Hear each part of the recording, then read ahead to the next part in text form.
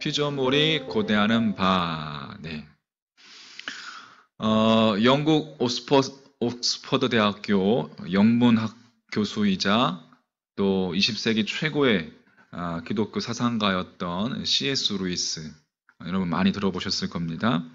이 C.S. 루이스가 쓴 나니아 연대기라는 그 판타지 소설이 있죠. 1940년 세계대전 당시에 이 런던의 대공습 그것을 배경으로 한 영화입니다. 2005년도에 1편이 나왔는데 15년 전이었어요. 제가 결혼하기 전에 20대 마지막 예, 1편이 그때 영화로 만들어졌는데 그때 보고 지난주에 한 번 더 봤습니다. 재미있고 그때 기억들이 이렇게 다 이렇게 생각이 났습니다. 한번 꼭 보시기 바랍니다. 우리 그 자녀들하고 같이 보면 참 좋아요. 나니아 연대기 꼭 보시기 바랍니다. 얼음 왕국 이 나니아라는 곳을 아슬란 영화에서는 이제 사자가 나오는데 그 아슬란이 창조한 곳이 나니아입니다. 근데 지금은 하얀 마녀 이 제이디스가 다스리는 곳이 되어버렸어요. 그래서 늘 겨울이 늘 겨울만 있는 봄도 없고 크리스마스도 없이 겨울만 계속되는 곳이었습니다. 그런데 그 나니아에는 오래전부터 내려오는 전설이 있었는데 그것은 아담의 두 아들과 이브의 두 딸이 이 나니아 나라에 나타나서 하얀 마녀를 물리치면 이 나니아에 평화가 온다는 그런 전설이었습니다. 그 영화에서 이제 어린 네 형제가 등장합니다. 첫째가 피터, 둘째가 수잔, 셋째가 에드먼드, 넷째가 루시, 루시 맞죠? 루시. 이 아이들. 평범한 아이에 불과했어요. 하지만 전설에 의하면 이 나니아 세계로 들어갔을 때에 이들 네 형제는 나니아 나라의 네 지역을 통치하는 왕들로 세워지는 것이었습니다. 나니아 나라가 하얀 이 마녀의 마법에서 풀려날 수 있는 방법은 물론 이제 나니아를 창조한 아슬란의 도래가 전제되지만 이 아담의 아들들과 이브의 딸들이 자신들이 왕으로서의 정체성을 확인하고 그들이 왕적인 존재들로 활동하기 시작할 때부터 이제 이 마법들이 풀려나기 시작하는 것이었습니다. 놀랍게도 여러분 성경 역시 같은 이야기를 하고 있습니다. 피조물 창조 세계죠. 피조물의 탄식스러운 상황을 이기게 하는 것은 오직 예수 그리스도 메시아의 도래이지만 그 사역은 하나님의 아들들 곧 왕적 자녀들에 의해서 이루어진다는 것입니다. 그래서 성경은 이 피조물들이 고대하는 바가 하나님의 아들들, 하나님의 자녀들이 도래하는 것이라고 그렇게 기록하고 있는 거예요. 오늘 로마서 8장 19절 말씀에 피조물이 고대하는 바는 하나님의 누구들이? 아들들이 나타나는 것이니, 하나님의 자녀들이 나타나는 것이니 라고 되어 있습니다.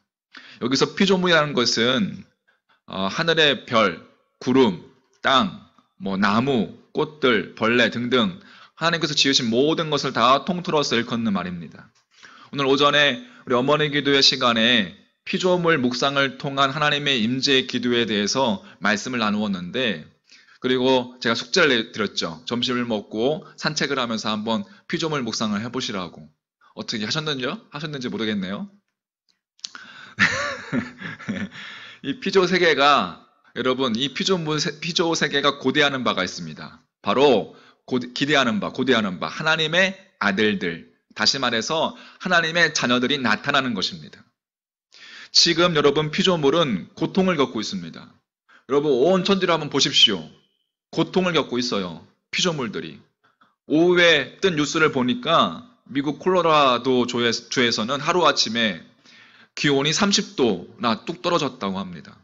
어제는 여름이었는데 무더운 땡볕과 같은 여름이었는데 오늘 눈이 오는 거예요. 하루 새 갑자기 겨울이 되어서 눈이 내린 것입니다. 이런 뿐만 아니라 뭐 우리도 마찬가지죠. 우리나라도. 여러분 아까 아까 그 갑자기 비가 억수같이 쏟아졌는데 보셨어요? 예, 억수같이 비가 쏟아졌습니다. 그리고 태풍도 우리가 지지난 이제 그 주에 태풍도 계속 왔고 이 기상 이변이 일어나고 있습니다. 그 이유가 뭘까요? 이 피조물들이 아파하는 것이죠. 기후가 이상해지고 20절 말씀에 피조물이 허무한 데 굴복하는 것은 자기 뜻이 아니요 오직 굴복하게 하신 이로 말미암음이라 라고 기록되어 있습니다. 무슨 이야기예요? 피조세계가 허무한 데 굴복한다는 것은 인간이 벌이는 허망한 일들에 의해서 피조세계가 굴복당하고 있다는 것을 의미하는 겁니다. 다시 말해서 자연이 인간의 허망한 욕망 때문에 인간의 욕심 때문에 속수무책으로 훼손되고 오염되고 파괴되고 있다는 것입니다. 22절 말씀에 피조물이 다 이제까지 함께 탄식하며 함께 고통을 겪고 있는 것을 우리가 아느니라. 무슨 이야기입니까? 들에 핀 한 송이 백합합을 보면서 그 꽃이 하나님의 솜씨를 뽐내거나 하나님을 찬양하고 있는 것이 아니라 그 꽃이 탄식하고 신음하고 있다는 거예요. 고통을 겪고 있다는 겁니다. 여러분, 창세기에 보면 땅이 저주를 받은 이야기가 기록되어 있습니다. 창세기 3장 17절 18절 말씀에 아담에게 이르시되 네가 내 아내의 말을 듣고 내가 네게 먹지 마라 한 나무의 열매를 먹었은즉 땅은 너로 말미암아 저주를 받고 너는 내 평생에 수고하여야 그 소산을 먹으리라. 땅이 내게 가시덤불과 엉겅퀴를 낼 것이라. 무슨 이야기예요? 아담이 잘못했는데 애꿎은 땅까지 저주를 받게 된 것입니다. 여러분 부당하지 않습니까? 근데 실제 그때부터 땅이 저주를 받아서 가시덤불과 엉겅퀴를 내게 됐고 누구도 이마에 땀이 흐르도록 땅과 씨름하지 않으면 먹을 수가 없게 되었습니다. 수고하지 않으면 잡초 때문에 수확을 얻지 못하게 된 거예요. 그게 다 땅이 저주를 받아서 그렇게 된 것이라는 겁니다. 창세기 6장 5절부터 7절 말씀에 여호와께서 사람의 죄악이 세상에 가득함과 그의 마음으로 생각하는 모든 계획이 항상 악할 뿐임을 보시고 땅 위에 사람 지으셨음을 한탄하사 마음에 근심하시고 이르시되 내가 창조한 사람을 내가 지면에서 쓸어버리되 사람으로부터 가축과 기는 것과 공중의 새까지 그러하리니 이는 내가 그것들을 지었음을 한탄함이라 하시니라. 무슨 내용이죠 여러분? 노아의 홍수.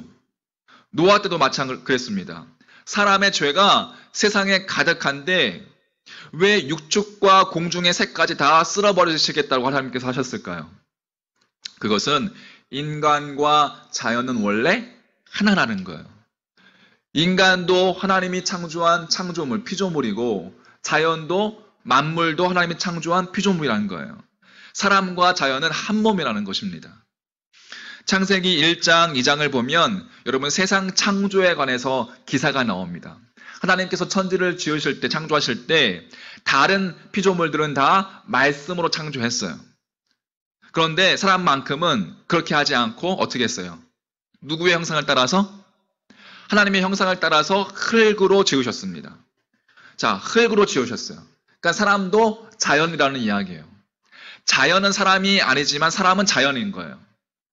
창세기 3장 19절 말씀에 네가 흙으로 돌아갈 때까지 얼굴에 땀을 흘려야 먹을 것을 먹으리니 네가 그곳에서 취함을 입었음이라. 너는 흙이니 흙으로 돌아갈 것이니라 하시니라. 여러분 그렇기 때문에 하나님께서는 아담이 죄를 범함으로 땅까지 저주를 받게 되었고 노아 때도 사람의 죄악으로 말미암아 모든 동물까지 다 썰어버렸던 것입니다. 그러므로 사람이 타락하면 자연도 타락하게 되고 사람이 저주를 받으면 자연도 저주를 받게 된 거예요. 하나님께서 여러분 피조 세계에 살고 있는 인간에게 죄의 삭스에 대한 법칙을 그렇게 주셨습니다. 땀을 흘려야지 수고해야지 먹을 수 있고 이 같은 이유로 피조 세계는 참 생명을 지닌 사람들 정말 풀 한 포기에도 경외심을 가지고 그거를 만든 창조주를 묵상하고 피조세계와 더불어서 이 모든 만물과 더불어서 화평을 누릴 수 있는 하나님의 자녀들이 나타나기를 고대하고 있는 거예요. 누가? 피조물이, 자연 만물이. 오늘 21절 말씀 보십시오. 그 바라는 것은 피조물도 썩어짐의 종노릇한 데서 해방되어, 피조물도 뭐의 종노릇한 데서? 썩어짐의 종노릇한 데서 해방되어 하나님의 자녀들의 영광의 자유에 이르는 것이니라. 피조물도 썩어질 인간들에 의해서 썩어가는 세계에서 해방되어서 참 생명, 참 평안, 참 사랑으로 더불어 그렇게 자유하게 되기를 원한다는 거예요. 하나님의 자녀가 누릴 그 영광된 자유에 이르기를 피조세계가 지금 원하고 있다는 거예요. 만물이 원하고 있다는 거예요. 만물도 구원받기를 원하고 있다는 거예요. 할렐루야. 여러분, 피조물 스스로는 그 썩어질 것들의 종노릇에서 해방될 수 없습니다. 자연 스스로 자신의 생명과 평화를 보장받을 수 없어요. 가능한 길은 딱 하나. 누구의 피조물이 고대하는 바, 뭐가 나타나는 바? 하나님의 아들들, 하나님의 자녀들의 나타나는 것, 그것을 고대하고 있다는 겁니다. 여러분, 처음 시작할 때 난해한 은택 이야기를 했지만 정말 좋은 영화입니다. 여러분 꼭 보십시오. 요즘 같은 경우에 집에 있으니까 시간 많잖아요. 그죠? 그러니까 가족들끼리 난해한 은택이 1, 2, 3까지 나왔습니다.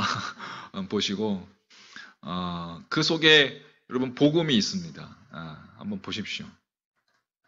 오늘날 우리는 정말 코로 맡아지는 악취 때문에 우리가 괴로워합니다. 그런데 우리가 그저 괴로워할 뿐 그 오염당한 공기가 외치는 비명은 듣지는 않습니다. 공장 폐수로 인해서 썩어가는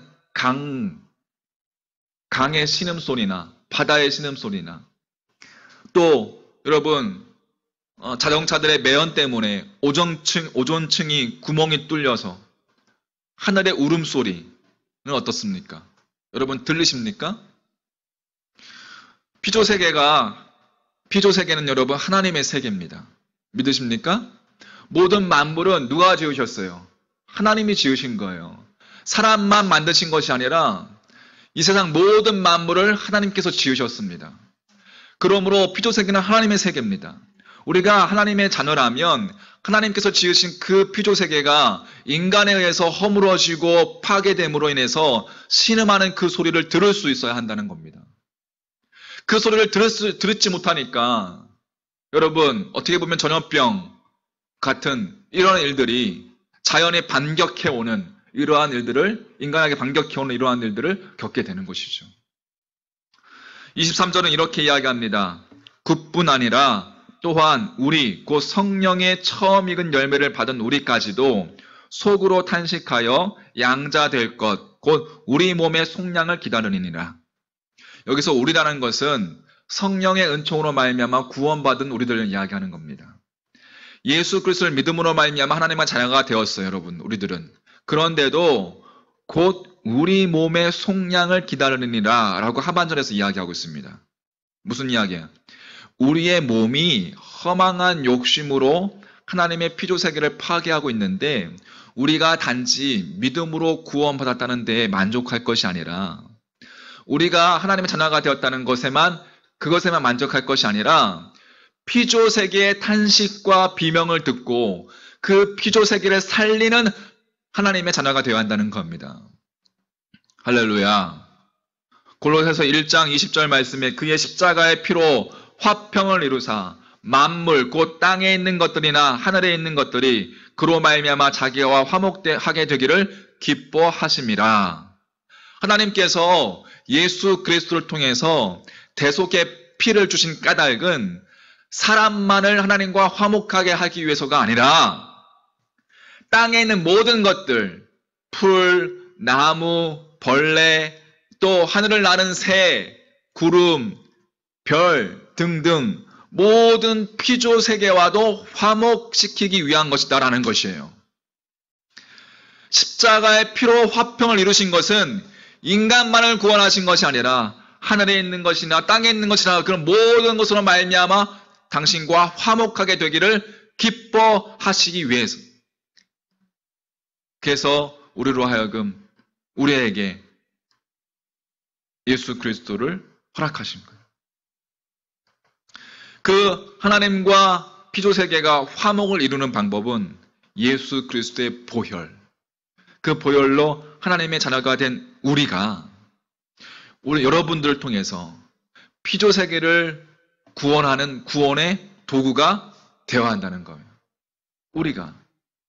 이것은 이 의무가 우리에게 주어진 것입니다. 할렐루야. 영화로 이야기하자면 여러분 왕 같은 제사장 여러분들이 구원의 도구가 되어서 겨울 왕국의 하얀 마녀를 가서 무찔러야 된다는 거예요. 할렐루야. 자, 24절, 25절 이렇게 이야기합니다. 영화를 보셔야지 압니다. 자, 24절, 25절 말씀. 우리가 같이 한번 읽어볼까요? 24절, 25절 같이 한번 시작. 우리가 소망으로 구원을 얻었음에 보이는 소망이 소망이 아니니 보는 것을 누가 바라리요. 만일 우리가 보지 못하는 것을 바라면 참음으로 기다릴지니라. 자, 우리는 어떠한 고난 가운데서도 소망을 품고 참으며 기다려야 합니다. 지금 우리는 이 코로나라는 이 전염병 그것으로 인해서 고난을 당하고 있습니다. 정말 고통을 당하고 있어요. 인간은 왜 이러한 고난이 찾아왔는지, 우리에게 왜 이러한 고통이 찾아왔는지 여러분 깊이 우리 자신을 성찰해야 합니다. 그게 우리가 해야 할 일입니다. 고난은 어찌 보면 나 자신을 돌아보게 하는 것이죠. 여러분 수많은 아픔과 대가를 치루어야 할 거예요. 하지만 멈추어서서 우리는 다시금 자신을 돌아보고 우리 인간들이 우리 자신을 돌아보고 우리가 어떠한 모습인지 우리의 모습을 성찰해야 합니다. 늘 인간들만을 위한 이기적인 삶, 자신만을 위한 이기적인 삶과 욕심과 욕망 가운데 물들어 있던, 그래서 이 피조세계를 우리가 보지 못하고 파괴하고 무너뜨렸던 그러한 우리들의 모습을 깊이 여러분 반성해야 될 줄 믿습니다.